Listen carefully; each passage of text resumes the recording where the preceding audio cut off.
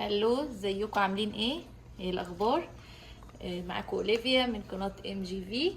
النهارده هنعمل مع بعض طريقه كنافه بس طريقه مختلفه، طريقه سهله وبسيطه.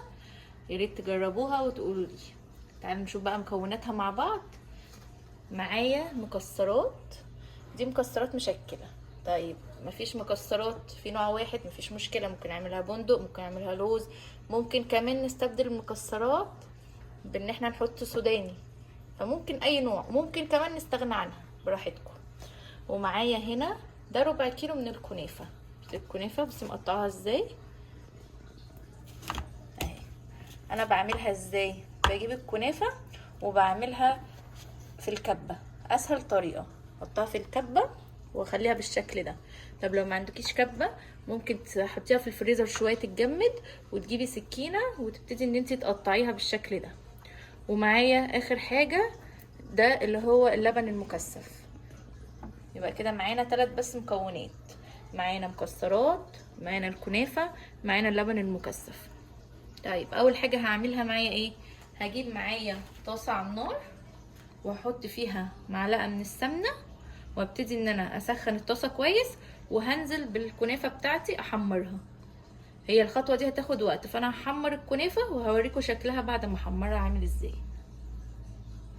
انا كده سخنت الطاسه بتاعتي حلو، والسمنه بتاعتي سخنت، ونزلت بالكنافه بتاعتي.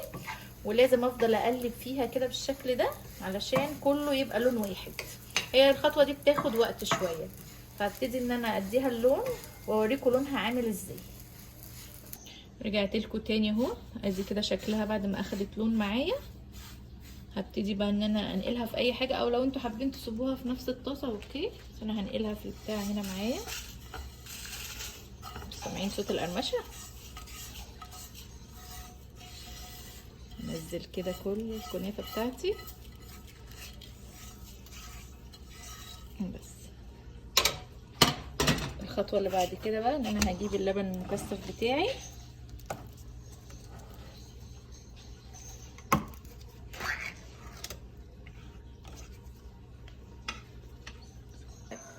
هجيب بقى اللبن المكثف بتاعي وهنزل بيه شويه شويه لغايه لما احسها ان هي عملت شبه العجينه كده، حبه صغيرين بحبه صغيرين. هنزل كده بشويه واقلب واشوف محتاجه تاني ولا لا.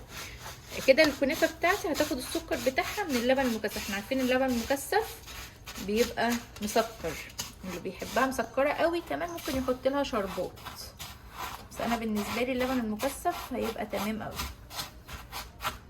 ابتدي كده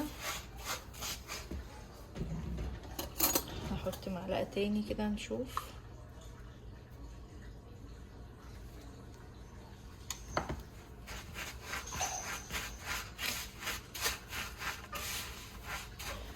ادي كده شكلها بعد ما حطيت عليها اللبن المكثف، وابتديت ان انا اقلبها حلو، عامله شبه العجينه كده شويه، مش عجينه بس يعني ليا اقدر ان انا اشكلها.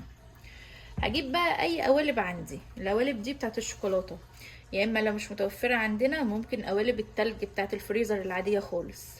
هبتدي ايه ان انا احط بقى مكسرات الاول من تحت، ولو مفيش مكسرات زي ما قلنا ممكن سوداني، لو مفيش سوداني ممكن نعملها ساده زي ما انتوا حابين. انا هعمل معاكم كام واحده وبعدين هكملهم انا. فكده ابتديت ان انا حطيت اهو المكسرات كده من تحت.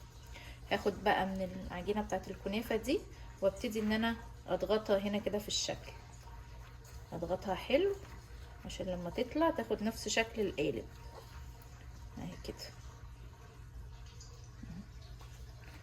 هعمل تاني معاكم واحده تانية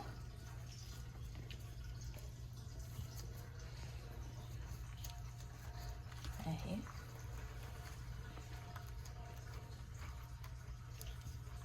لو احنا ما عندناش لبن مكثف ممكن نستبدله بنوتيلا، او لو مفيش نوتيلا ممكن زبدة فول سوداني، بس هي اللبن المكثف بيديها طعم حلو، بيبقى التسكيرة منها فيه لان اللبن المكثف مسكر. ادي كده هكمل بقى انا الكمية كلها وبعدين هحطها في التلاجة شوية تمسك نفسها، ونبتدي ان احنا نقلبها. تمام، ادي كده.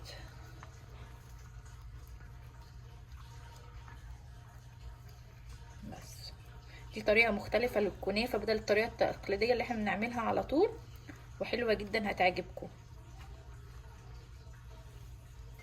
ادي شكلهم اهو بعد ما انا مليت القوالب. بعد ما امليهم كده هبتدي ان انا احطهم في التلاجة ساعة او ساعتين يمسكوا نفسهم شوية عشان نعرف ان احنا نقلبهم. يلا ادينا رجعنا تاني اهو بعد ما طلعوا من التلاجة. هبتدي بقى، بس بيطلعوا ازاي بكل سهولة اهي، شايفين شكلها عامل ازاي. هبتدي بقى ارصهم في الطبق هنا واوريكم الاشكال كلها. طبعا الاشكال دي حسب القالب بتاعك. شكلها حلو ازاي وسهله وبسيطه، ما خدتش مننا اي وقت خالص.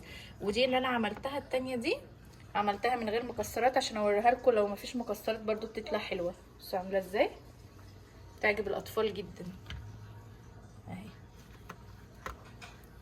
هرصهم بقى كده في الطبق واوريكم الشكل النهائي عامل ازاي. وبكده ده الشكل النهائي بتاعنا. يا ريت تجربوها، هستنى رايكم في الكومنتات، ولايك وشير لو عجبكم الفيديو. باي باي.